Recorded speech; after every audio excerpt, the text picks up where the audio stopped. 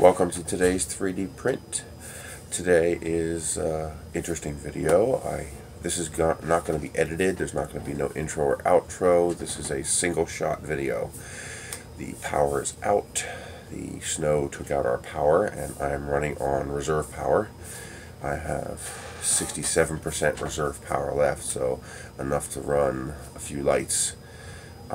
I have two printers in there going on battery backup. I'm taking a gamble. I turned off the heated beds so that I can get 5 or 6 hours of runtime in theory on the batteries. I'm hoping those prints will finish in time.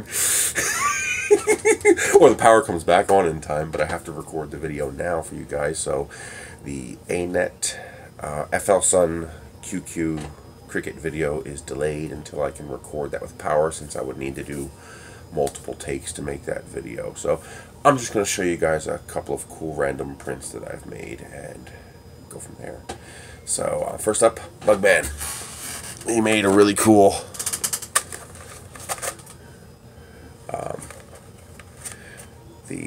the inserted vases where you can put multiple pieces together into one. I hope you can see that clearly. So this is one where it's multiple pieces.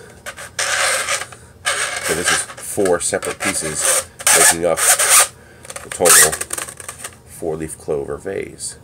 How cool is that? That is neat. And then somebody posted that Aztec Chief, which I thought was really slick. I have to record this on my phone because I don't have access to the internet on a computer or a landline data connection.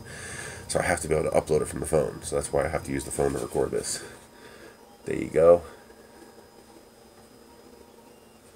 He is slick. He is really cool. I like this guy. Wish I had more lights for you, but I don't want to use up any more power. Then the latest one to be posted, this is from 3D with Us.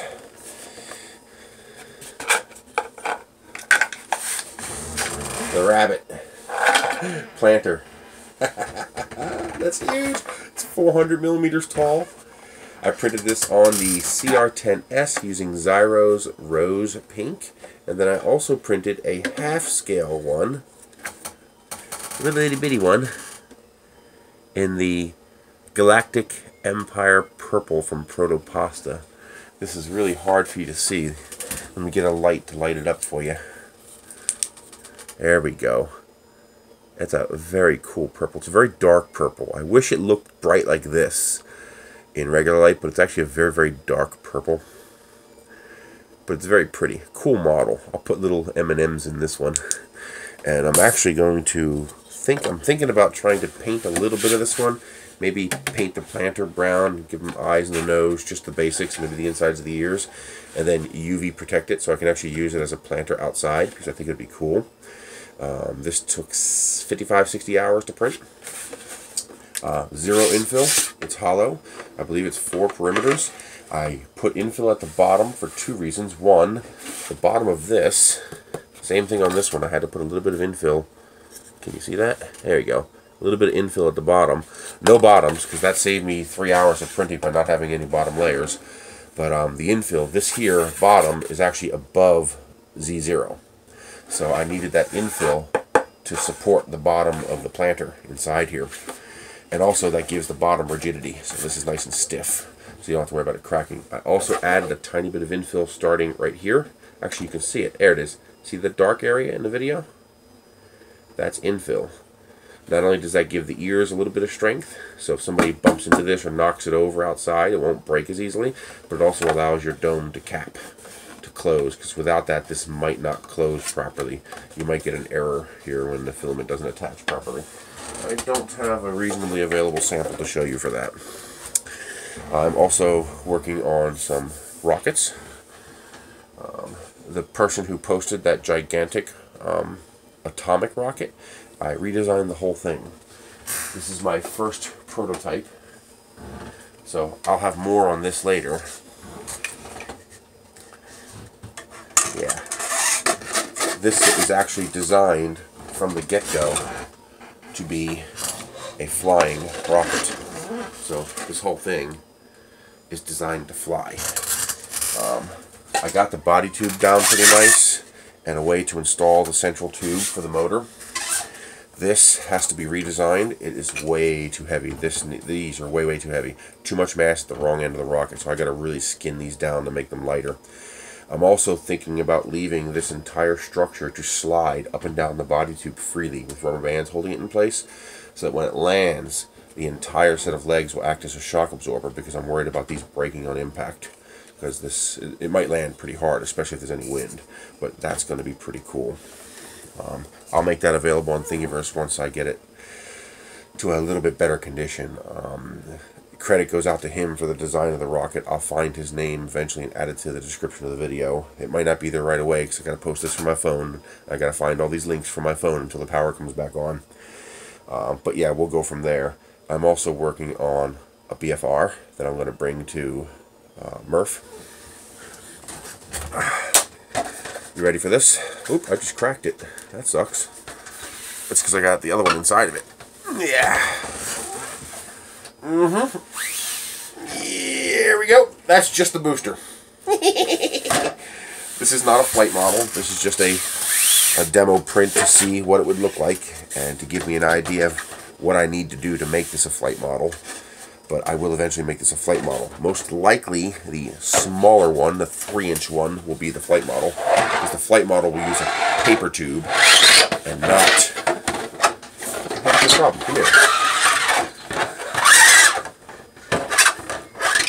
I, of course, printed this in more scales than just the one scale. So here's the little one. There's the BFR with the BFS, and then here's the booster for the small scale. This is going to end up being the kit. This will be the flight model because that's a good size. That's about a 3-inch tube, which is the common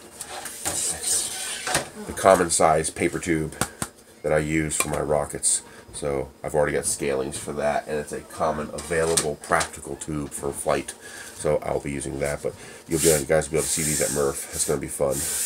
I'm going to have to go off scale. For example, these fins are going to have to be about 5 orders of magnitude larger, because this is not enough for passive stability, and this needs to be passively stable since I will not have an active flight control system in this.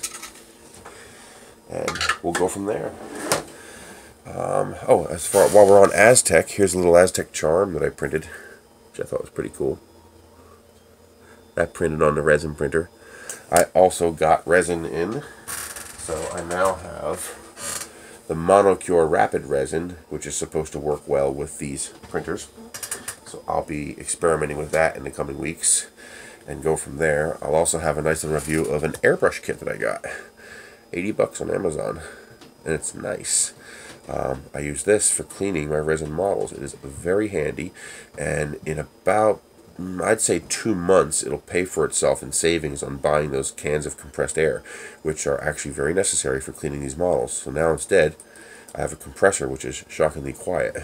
I can't turn it on, of course. It's not plugged in. Well, it's plugged in, but there's no power.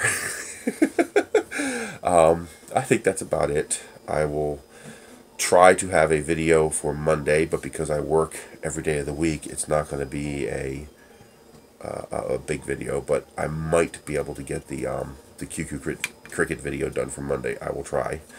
I am sorry for the video quality. I hope the audio is acceptable. I can't do any editing. I can't boost the audio, so I just have to hope it's good enough the way it is, because I need the computer to do that, and I am down to 27% power, so I don't want to use up all of my reserve power, since I use that to charge my phone, to run a couple lights, and to run a little cooker so I can at least have a hot meal while the power is out.